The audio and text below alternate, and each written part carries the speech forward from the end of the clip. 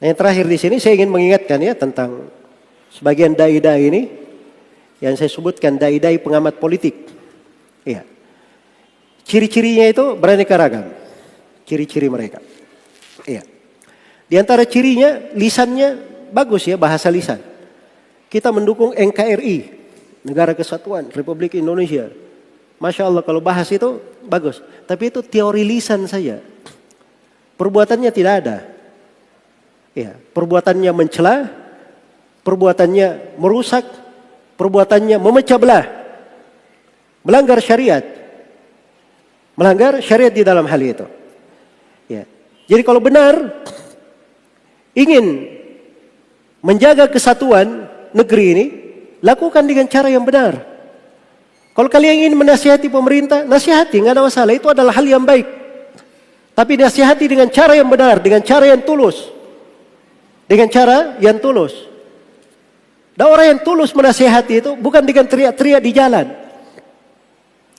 Itu tidak ada cara seperti itu dalam syariat Islam.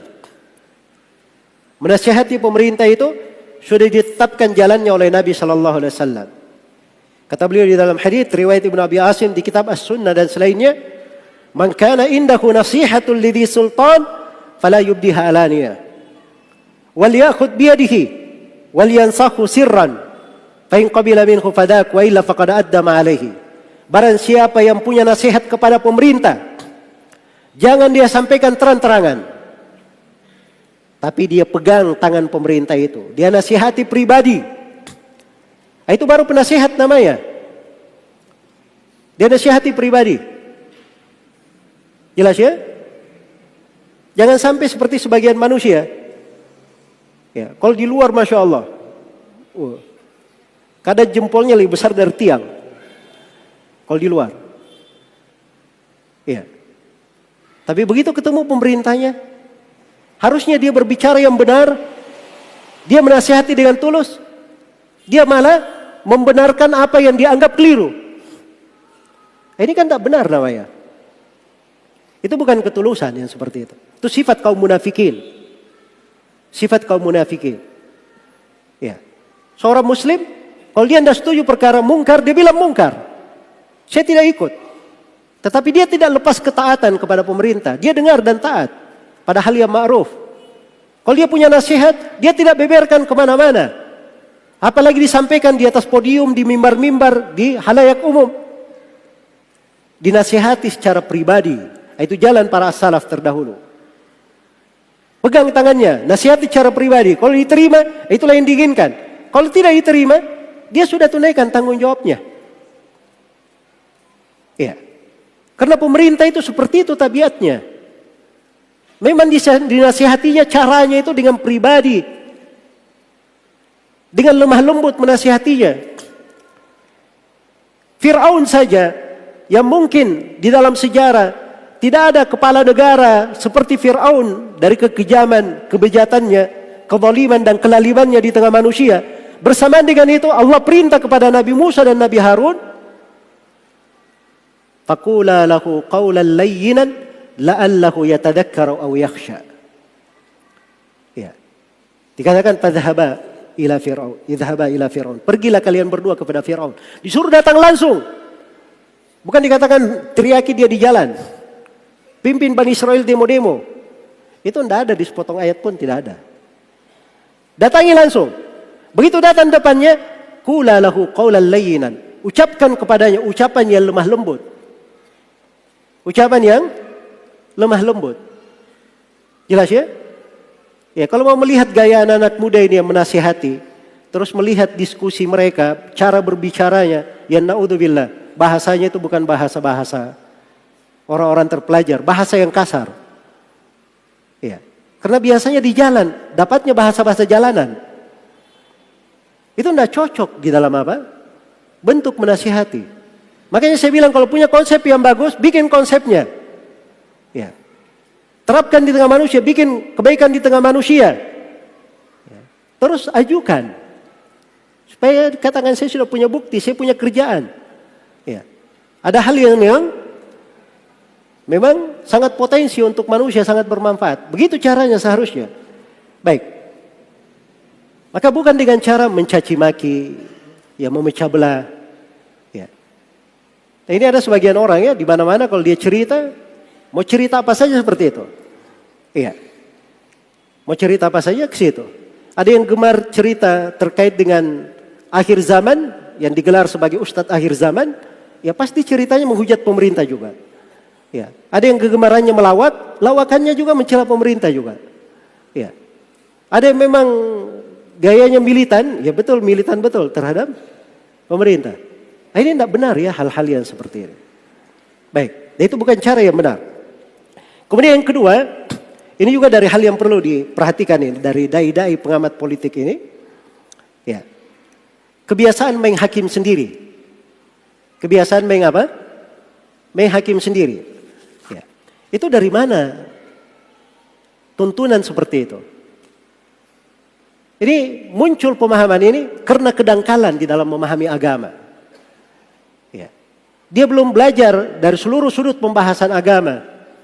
Dia tidak pelajari pembahasan fikih itu dari A sampai Z-nya. Dia belum bahas ya, pembagian-pembagian dari pembagian agama di usul maupun di furu'nya. Lalu dengan gegabah bikin kaidah-kaidah sendiri. Ya. Main hakim sendiri. Makanya enak saja. Ini pemerintah ilegal. Tidak syah. Ya. Baik. Dari mana kamu pasang hukum seperti itu? Dari mana pasang hukum sendiri? Ya penelitian dia sendiri, penilaian dia. Bawa ke pengadilan. Pengadilan itu tempat memutuskan. Ya, kalau mau berkelahi di sana di pengadilan. Untuk menegakkan apa? Menegakkan argumen. Bahwa dia benar. Kan begitu caranya. Nah, itu baru benar jalan manusia. Karena itu di buku-buku fikih, semua hal yang terkait dengan perselisihan, percekcokan, khusumat di tengah manusia, itu dikembalikan kepada pengadilan. Dan itu tidak ada silam pendapat di tengah para ulama. Tidak ada silam pendapat di tengah para ulama. Jelas ya? Nah, itu caranya untuk menyelesaikan. Ya. Bukan juga dengan cara seorang melihat kemungkaran misalnya langsung dieksekusi sendiri. Langsung mengeksekusi sendiri. Menutup tempat-tempat pelacuran, tempat minum khamar, dia tutup sendiri, dia eksekusi sendiri. Itu tidak benar. Kami ini tugasnya sebagai apa? Ini ustadz akhir zaman ini modelnya agak aneh memang. Nggak tahu profesinya apa. Saya bingung juga lihat apakah dia ustadz atau dia hakim pengadilan, sebab dia bisa jadi hakim juga. Atau dia polisi, atau dia presiden. Saya tidak tahu pekerjaannya dia apa yang jelasnya. Sebab semua profesi dia bisa masuki. Dia bisa masuki. Dan itu tidak seperti itu orang yang kenal pemahaman agama. Tidak, orang yang kenal pemahaman agama. Orang yang kenal pemahaman agama itu dia tahu haknya. Ya, saya beri satu contoh ya. Ada guru kita di Mekah itu. Namanya Syekh Uthman Al-Mudarris. Ya, ini sudah tua sekali. Mungkin umurnya di atas 90 tahun. Beliau ini saya gurunya Syekh Mukbil. Saya berguru kepada Syekh Mukbil di Yaman. Ya, beliau berguru kepada Syekh Uthman ini. Jadi kalau dibilang ulama senior, beliau sangat senior di Masjidil Haram. Suatu hari saya datang, saya tanya ke beliau satu pertanyaan. Beliau bilang pertanyaannya apa?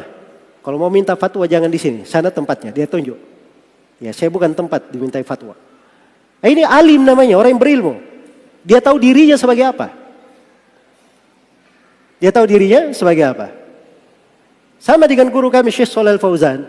Beliau itu mufti di kerajaan resmi, diakui oleh negara di satu lembaga yang memang cuma lembaga ini yang boleh memberi fatwa resmi di Saudi Arabia.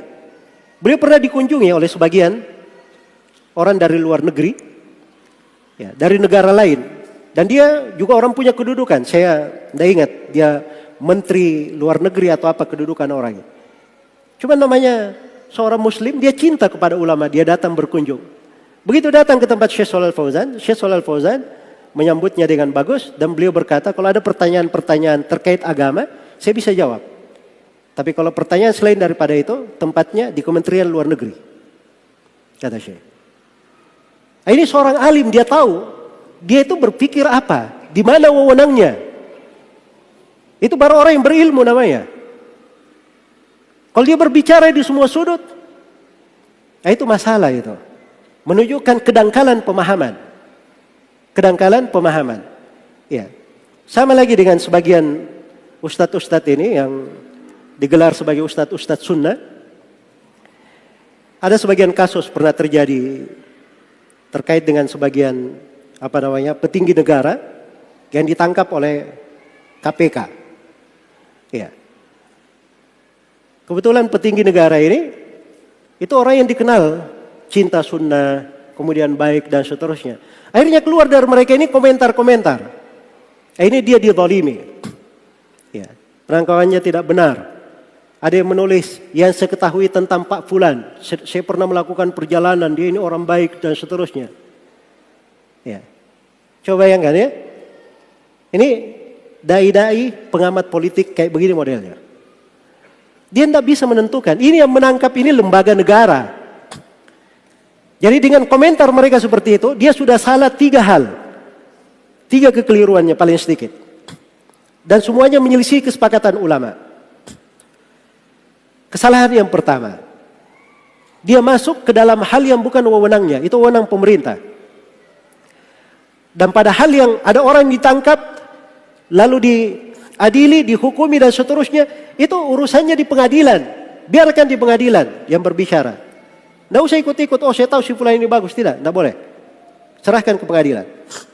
Jelas ya? Itu wewenang pemerintah. Ini satu. Kemudian yang kedua, ketika dia katakan orang ini dizalimi, ini sudah lancang dari awal. Sudah bisa menjadikan vonis. Berarti yang menangkapnya zalim. Menzalimi. Ya. Ahli sunnah itu tidak ada yang berucap seperti itu. Ucapan pemerintah berbuat zalim, menangkap orang sembarangan, dan seterusnya. Tidak ada. Kemudian yang ketiga ini, anggaplah mereka ini hakim-hakim di pengadilan. Ya. Sudahlah ya, kita anggap mereka hakim di pengadilan. Sudah. Kamu senang overacting, saya angkat jadi hakim di pengadilan. Ya. Hakim di pengadilan itu, kalau dia menjatuhkan vonis, hukum, dia tidak boleh memberi hukum berdasarkan pengetahuan pribadi dia. Itu tidak ada menurut kesepakatan ulama di bab hukum peradilan. Makanya kalau baca bab fikih, akan ngerti nanti pembahasan fikih. Hakim itu, ketika dia datang, ada 2 orang yang berselisih, bertikai dia tidak lihat orang yang dari mana, kerabatnya atau bukan. Langsung dia tanya, siapa yang mengadukan gugatan? Apa buktinya? Itu hakim namanya. Jelas ya? Misalnya ada yang datang 2 orang. Berkata si fulan ini mencuri ayam. Atau mencuri kambing saya. Ya. Si A ini mencuri kambing saya. Si A ini dikenal oleh si hakim. Dari kecil dia bergaul. Tidak boleh si hakim berkata, oh tidak, kamu dusta terhadap dia. Saya kenal si A ini dari kecil. Tidak boleh hakim seperti itu. Hakim itu kalau ada yang menuduh orang ini mencuri, tidak begitu bahasanya hakim. Baik. Jadi tuduhannya dia mencuri. Mencuri apa? Mencuri kambing. Baik, mencuri kambing. Apa buktinya?